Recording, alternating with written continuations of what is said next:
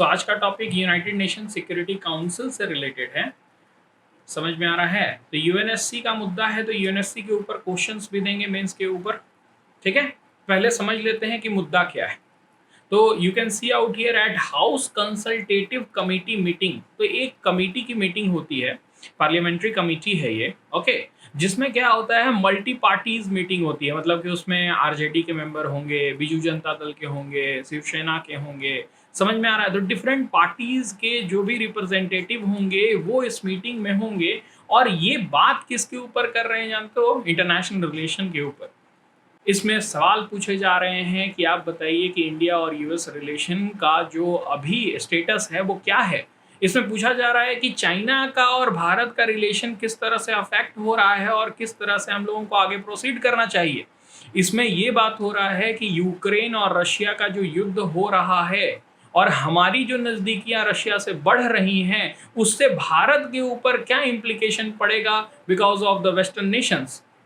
ये सारे सवाल पूछे गए एस जयशंकर से। एस जयशंकर ने इन सबको का जवाब दिया और उसी में यूएनएससी का भी एक मुद्दा उठा कि भारत यूएनएससी का मेंबर अभी तक क्यों नहीं बन पाया है, क्या रोड ब्लॉक हैं इसके ऊपर। तो रोड ब्लॉक तो बहुत सारे हैं, तो उसमें सबसे बड़ा रोड ब्लॉक जो है वो क्या है? China. Only P5 nation, P5 मैंने तुम्हें पढ़ाया है, परमानेंट 5 नेशन हैं जो कि अपोज कर रहा है भारत का एंट्री। ये कौन बोल रहे हैं? जयशंकर बोल रहे हैं। UNSC, United nation security council में टोटल 15 मेंबर होते हैं, जिसमें से 5 मेंबर्स जो हैं वो क्या हैं तुम्हारे? परमानेंट मेंबर हैं। ओके, कौन कौन परमानेंट मेंबर है एक बार आज मैप से समझेंगे हम लोग, ठीक ना। You can see out here, ये है United states of America, this is USA. USA का ये पार्ट जो पता है ना, अलास्का है। समझ में आ रहा है? रशिया से अलास्का को खरीदा था यूएसए ने। सोचो कितना बड़ा लॉस था। जब यहाँ पर ऑयल रिजर्व्स मिलने लगे तो रशिया सर पकड़ लिया गया, अरे मैंने क्या बेच दिया था इतिहास में। You can see out here, यहाँ पर ये जो है वो फ्रांस है, यहाँ पर ये जो है यूनाइटेड किंगडम है, ये रशिया है और ये चाइना है। ये मिलकर के बन जाता है क्या तुम्हारा? P5 Nations. ये वही नेशंस हैं जिन्होंने विजय प्राप्त की थी वर्ल्ड वॉर 2 के समय में। समझ में आ रहा है? चाइना का थोड़ा सा अलग कहानी है, इसको भी हम लोग समझेंगे। चाइना में 2 पार्ट हो जाते हैं, ताइवान वाला अलग हो जाता है और चीन अलग हो जाता है।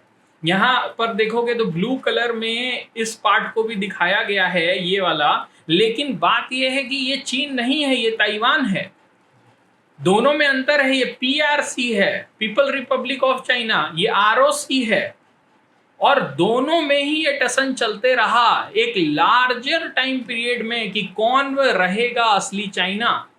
पर 1971 में कुछ ऐसे डील्स हुए यूएसए के साथ, उसके बाद फिर इसको माना गया कि तुम ही असली चाइना हो, क्योंकि दोनों ही हट नहीं रहे हैं। 2 कंट्री दोनों कभी नहीं बनना चाहते हैं। ये चाहता है कि पूरा पूरी मेरा हो जाए, ये चाहता है पूरा पूरी मेरा हो जाए। तो इतिहास ये बताता है कि भारत जो था ना, इंडिया ने अपोज नहीं किया इसको, PRC को। भारत उस समय नाम का सदस्य था, नॉन अलाइनमेंट मूवमेंट। भारत कहीं अलाइंड नहीं है। उस समय कोल्ड वार चल रहा था, शीत युद्ध चल रहा था। शीत युद्ध किसके बीच में चल रहा था? अमेरिका और रशिया के बीच में गुट बने हुए थे। भारत ने बोला हम नाम रहेंगे, नॉन अलाइंड मूवमेंट, हम अलाइंग ही नहीं करेंगे किसी के साथ।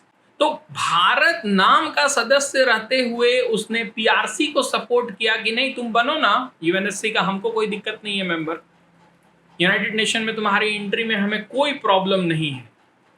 ये बात समझ में आया? और आज वही क्या कर रहा है? वीटो कर रहा है। तो हमें समझना पड़ेगा कि इतिहास कितना इंपॉर्टेंट है हमारे लिए, किस तरह से ये लोगों ने हमारा विश्वासघात किया है।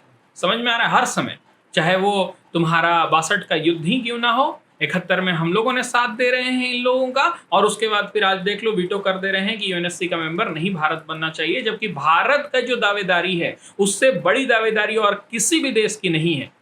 3rd वर्ल्ड कंट्री का लीडर है भारत। समझ में आ रहा है? एक और ग्रुपिंग है, जैसे तुमने सुना होगा G8 ग्रुपिंग, जो G7 चल रहा है, एक हटा दिया रशिया को, तो क्रीमिया युद्ध के बाद 2014 के बाद फिर G8 G7 हो गया। ये सब मैंने कभी ना कभी डिस्कस किया है। फिर G20 मैंने कितनी बार डिस्कस किया है, ठीक है। एक इकोनॉमिक कोऑपरेशन है जिसमें कि 20 सबसे आर्थिक विकसित देश जो हैं वो इसके मेंबर हैं। उसके बाद एक और ग्रुपिंग है जिसको कहते हैं G77। ये थर्ड वर्ल्ड कंट्रीज को मिलके बनता है। मैंने साउथ साउथ कोऑपरेशन भी तुम्हें पढ़ाया है। South south cooperation, south south cooperation simply एक जो पूरा ये पृथ्वी है उसको दो भागों में बांट दो, कुछ इस तरह से बांटोगे जिसमें कि ये सारे जो कंट्रीज हैं वो साउथ में आ जाएंगे। शायद रशिया नहीं है उसमें, चाइना तक ही है, ठीक है। लेकिन ये भी क्या है तुम्हारा, अब इसका जो स्थिति है उसके हिसाब से ये भी साउथ नॉर्थ में है, लेकिन आर्थिक रूप से देखा जाए तो ये भारत के काफी करीब है, ठीक है। इसका इकोनॉमी जो है वो भारत जैसा ही है, वो चीन जैसा ही है, वो कोई वेस्टर्न नेशंस के तरह नहीं है। तो साउथ साउथ कोऑपरेशन में भी हम देखते हैं कि ये सारे देश जो हैं, अफ्रीकन नेशन जो हैं, वो भारत को सपोर्ट करते हैं। ये 77 जो देश हैं उसका लीडर है भारत, थर्ड वर्ल्ड कंट्री का लीडर है भारत। लेकिन फिर भी सिर्फ और सिर्फ चीन का वीटो के वजह से भारत यूएनएससी का मेंबर नहीं बन पा रहा है। ये बात समझ में आ रहा है? कोई दिक्कत नहीं है इस पॉइंट को लेकर के? Very good. अच्छा, यहाँ पर एक छोटा सा ये ब्लू दिखाई दे रहा है, ये कौन सा देश है जो यूनाइटेड नेशन सिक्योरिटी काउंसिल का मेंबर है, पता है तुम्हें? इसका नाम है फ्रेंच गुयाना। ये फ्रांस का ही पार्ट है इसलिए ब्लू है। समझ में आ रहा है? तो सोचो, आज भी फ्रांस का एक कंट्री है, एक पार्ट है जो कि साउथ अमेरिका में है। और भी बहुत जगह है फ्रांस के, यहाँ पर भी एक आइलैंड है, देखो ब्लू थोड़ा सा करके रखा होगा, दैट इज रीयूनियन आइलैंड यहाँ पर, ओके। ऐसे अमेरिका का भी है और ऐसे तुम्हारा और भी दूसरे दूसरे कंट्रीज का भी है जो कि मेन लैंड से अलग रहता है। जैसे कि तुम अगर यहाँ पर देखोगे, ये पार्ट छोटा सा दिखाई दे रहा है, ठीक है, ये कैलिनिनग्राड है जो कि रशिया का पार्ट है। समझ में आ रहा है? ओके, चलो ये सब बाद में देखेंगे, वर्ल्ड ज्योग्राफी में देखेंगे हम लोग। यहाँ पर वही पॉइंट लिखा होगा जो अभी तक हम लोगों ने बोला कि UNSC, China is the only country, सिर्फ एकमात्र चाइना ही वो देश है जो कि क्या कर रहा है, भारत की जो यूएनएससी में एंट्री है उसको ब्लॉक कर रहा है। ये किसने बोला? External affair minister S Jaishankar ने बोला। कब? Parliamentary consultative committee for external affair, okay. ये जो कमेटी है उसकी मीटिंग में सैटरडे को इन्होंने ये बयान दिया है। उसके बाद फिर this is despite the fact कि भारत ने कभी अपोज ही नहीं किया चाइना का एंट्री यूएनएससी में, ओके। पर क्यों कर रहा है चीन ऐसा? देखो, चीन ऐसा इसलिए कर रहा है कि वो नहीं चाहता है कि भारत का जो प्रभुत्व है वो बढ़े। सबसे इंपॉर्टेंट पॉइंट इसमें है कि जो भी मेंबर बनेगा उसको वीटो का पावर मिलेगा, और अगर वीटो का पावर मिल गया तो चाइना की जो पॉलिसीज हैं जिसमें कहीं ना कहीं तुम्हारा रशिया और बाकी वेस्टर्न नेशन अलाइंड होने लगेंगे, उसमें इंडिया क्या करेगा? वीटो कर देगा, जो कि हर बार चीन करता है। भारत और चीन का प्रॉब्लम कुछ भी नहीं है। भारत सिर्फ चाहता है कि काउंटर टेररिज्म में चीन मदद करे, लेकिन चीन कभी भी मदद नहीं करता है। भारत जब भी एक टेररिस्ट के खिलाफ मोशन लाता है, यूएनएससी में आता है उस तरह के मोशंस, ये वीटो कर देता है। मतलब एवरी टाइम टेररिस्टों को बचाने का काम चीन कर रहा है। तो चीन के लिए एक डायरेक्ट कॉन्फ्लिक्ट होगा अगर इंडिया इंटर करेगा तो। The meeting was attended by बहुत सारे बीजेडी के एमपी और बाकी सारे भी एमपी आरजेडी के, जेडीयू के, सब कोई के एमपी थे, डीएमके के एमपीज थे। उन लोगों में ये चीज़ बात हुई। इसमें इंडिया यूएस रिलेशनशिप के बारे में भी बात हुई कि भारत और यूएस का रिलेशनशिप पहले से बहुत बेहतर हुआ है और हम लोग अब कहाँ मूव कर रहे हैं इंडिया यूएस रिलेशनशिप में। तो टेक ट्रांसफ़र जो है वो बहुत इंपॉर्टेंट है। इस मीटिंग में बात हुआ कि हम लोग टेक्नोलॉजी ट्रांसफ़र के ऊपर ज़्यादा फोकस कर रहे हैं। जो जेट इंजन्स बन रहे थे, मैंने पढ़ाया था तुम्हें, जेट इंजन्स जो बन रहे हैं उसमें अब टेक्नोलॉजी ट्रांसफ़र का जो परसेंटेज है वो बढ़ गया है। पहले जहां अराउंड 50% इंडिजीनियस था, वो 78% इंडिजीनियस हो जाएगा। समझ में आ रहा है? तो जेट इंजन के ट्रांसफर से ये हमें समझ में आ रहा है कि टेक्नोलॉजी ट्रांसफर होगा। भारत और यूएसए मिलकर सप्लाई चेन के ऊपर काम कर रहा है सेमीकंडक्टर्स का। ओके, तो इंडिया यूएस रिलेशन जो नया वर्ल्ड क्रिएट हो रहा है जिसमें कि टेक्नोलॉजी ड्रिवन है, उसमें India is becoming the partner of USA, because you have to understand one thing, चीन का जो ग्रोथ आज तुम देख रहे हो ना, उसके पीछे यूएसए की टेक्नोलॉजी ही है। यूएसए का टेक उसके पास आया तभी चीन की इतनी बड़ी ग्रोथ हुई है।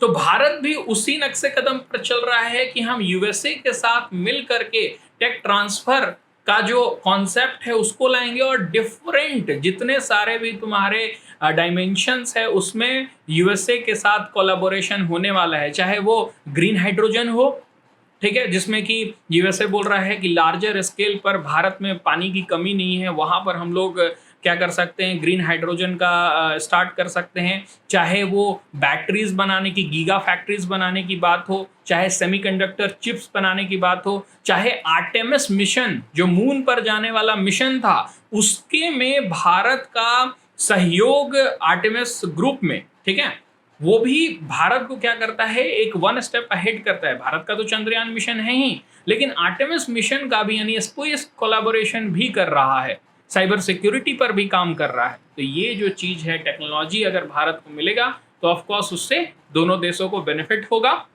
और इसी चीज़ को बताया गया कि क्या डेवलपमेंट हुआ है प्राइम मिनिस्टर का वहाँ जाने से। एक और पॉइंट था, न्यूक्लियर एनर्जी में भी हम लोग क्या कर रहे हैं, स्मॉल रिएक्टर्स बनाने वाले हैं साथ में मिल करके, ठीक है। तो उसका एक नाम है, उसको थोड़ा सा देख लेना एक बार, एक वीडियो भी होगा उसमें, इंडिया यूएस के 5 इंपॉर्टेंट डील, उसको देख लो, तुम्हारा जो भी इंपॉर्टेंट पॉइंट है वो क्लियर हो जाएगा। इसके बाद फिर during the meeting member asked several question on the impact of Indo US straightening relation on India China relation. बोल रहा है इंडिया यूएसए का तुम्हारा रिलेशन अच्छा हो रहा है, ये बताओ उससे क्या इंडिया चाइना का रिलेशन प्रभावित होगा। तो भारत बोलेगा ऑफकोर्स थोड़ा मोड़ा तो प्रभावित होगा, लेकिन भारत जो भी करता है ना वो सिर्फ और सिर्फ भारत को ध्यान में रख करके करता है।